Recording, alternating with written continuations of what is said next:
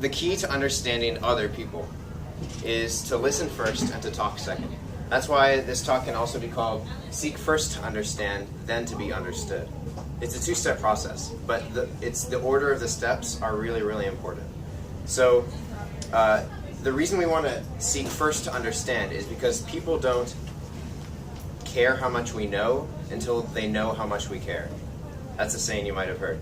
But it's really true. If people don't understand how much we care for the other person, how much we care for who they are as a person and valuing them, they're not going to care about what we have to say.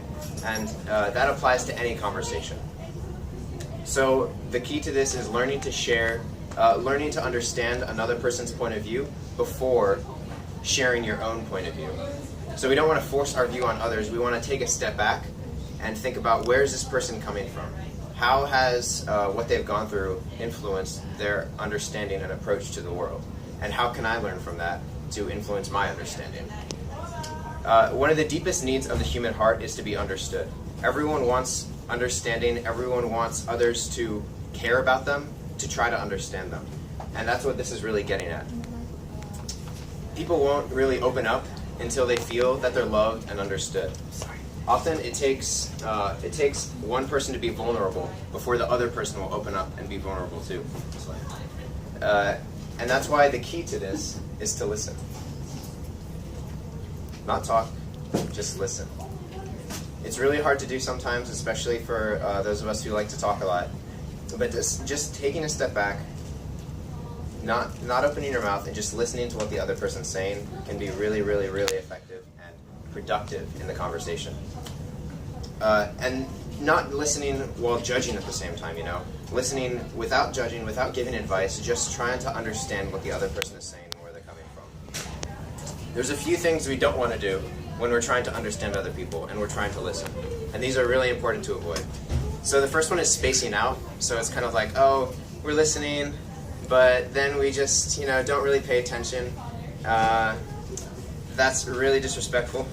And people can notice when you're spacing out because they'll say something important and then they'll ask if you heard or something and then they'll be like, oh, what? Sorry, can you repeat that last 5 minutes? And what'd you say? Exactly. So spacing out is not a good thing to do when we're trying to listen to people. Another thing is pretend listening. It's where we listen and we say, oh, okay, those really short one-syllable responses.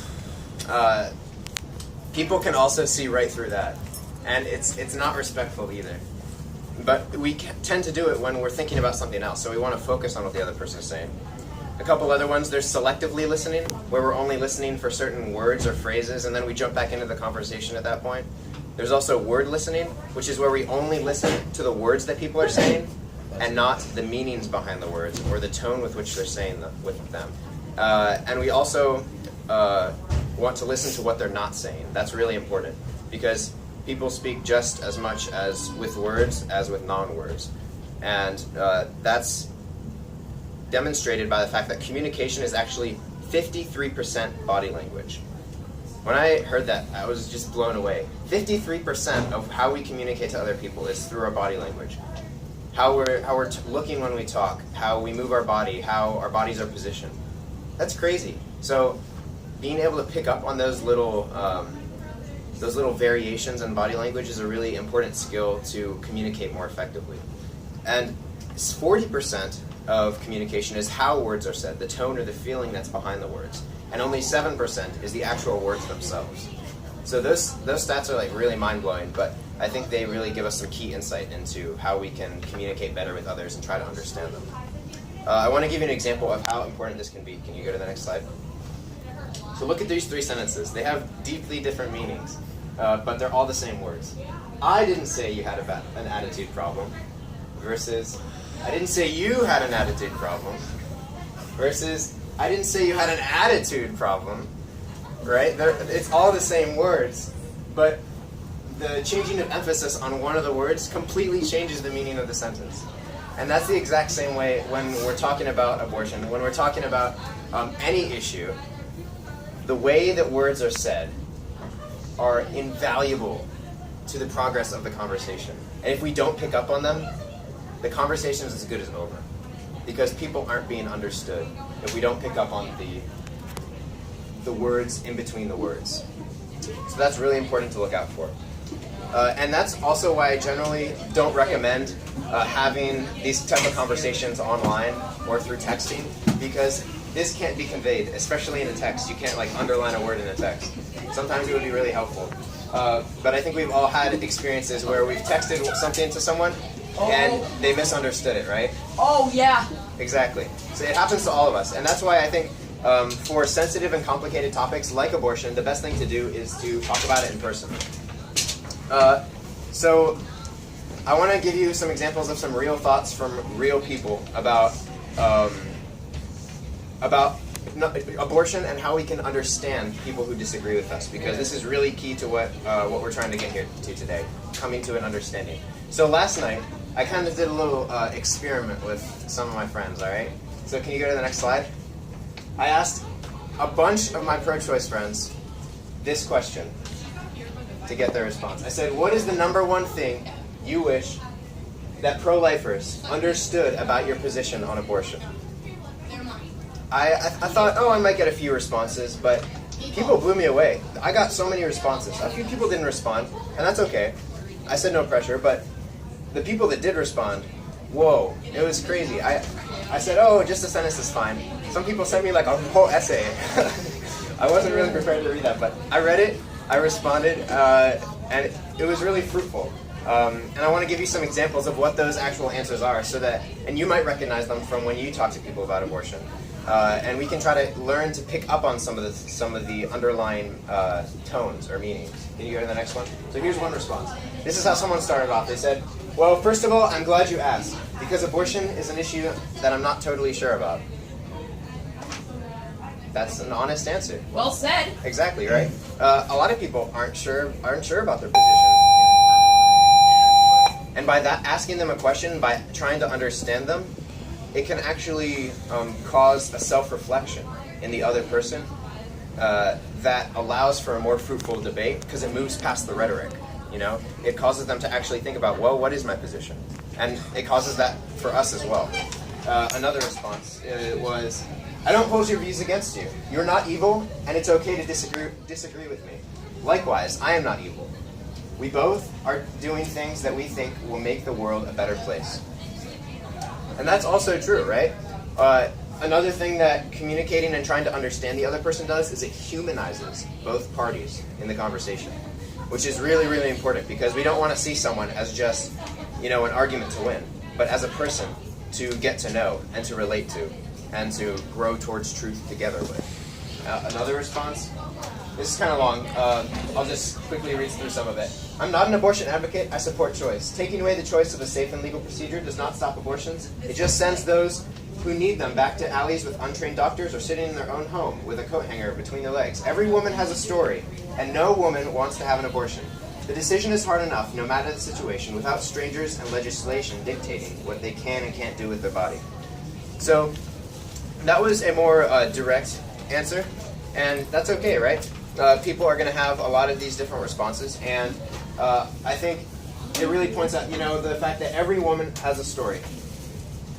We want to listen to what those stories are, and if we understand those stories, we'll be better able to relate to the other person. Can you go to the next slide? There's a couple more. For me, it's the case of rape. A woman should have the right to have abortion because it's their body and they should have a say in how to control it. Another one similar said, I want people to know that I'm an advocate for women because being able to choose what happens to their own bodies. So that's really a sovereign zone kind of argument. But also, that desire to have control, to have freedom, that's something that we can also pick up on when we're talking to other people. And that also indicates to us that we don't want to make our position come across as, because it's not, that we're trying to just control other people. Right? We're not just trying to increase government control on everyone and make it so that no one can make personal choices about themselves. That's the opposite of what our position is trying to convey. And if we can pick up on the fact that people really care about that, we're better able to respond and talk in a way that's fruitful and loving. Can you go to the next slide? I think the most important thing is that no one likes abortion. That's essentially what this one said. So, well, yeah. Right. Well, yeah. A few people I've encountered online or I've seen actually do like it, which That's an outlier though. Most people don't like abortion, but they think, oh, it's necessary to protect everyone's rights for their own bodies. Yes. So the fact that people think that indicates to us, indicates to people who are trying to understand them, that we shouldn't try to pin people as abortion lovers or anything, or we shouldn't try to pin them as wanting to kill babies. Most people, they have this view, they have the pro-choice view begrudgingly. They don't necessarily like it, but they understand that it's necessary for their mindset and way of looking at things to be consistent. And we can work with that. That opens up a path for more conversation because we can relate. We can say, I agree with you. I don't like abortion either. And then we can go deeper and say, but why don't you like it? Because it kills a child. And so getting at things like that can help progress the conversation in a more fruitful way. The next one. Well, as someone born in China, overpopulation is a real and scary problem. As society progresses, it's very likely that this severity will grow to be a global problem. So another thing that we can learn from trying to understand other people is their backgrounds. Where they came from influences where they are now. This person was born in China, and the problems that China faces influences his position today. So being able to recognize people's past and how it influences them now, and talk about that is really, really helpful. Can you just skip forward?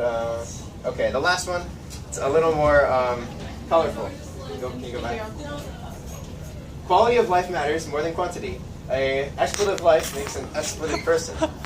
So I put this last because it really demonstrates how not everyone's going to respond with the same charity that you're trying to extend. And that's okay too, because it is a touchy subject and people get emotional about it. That's okay. Can you go to the next slide? I'll just finish up right here. So I want us to understand that a conversation is not a competition, but an opportunity to learn. So by trying to understand someone, we can better relate to them, better approach the rest of the conversation. And the last thing is that, remember, I call this seek first to understand, then to be understood. The second part is just as important. We want to make our position known, but in a charitable way, after we listen to what other people are saying. So I hope you can go out and practice this technique of just trying to learn. Try it in one of your conversations. Just listen and see what will come of it. I think you'll be surprised. Thank you, guys.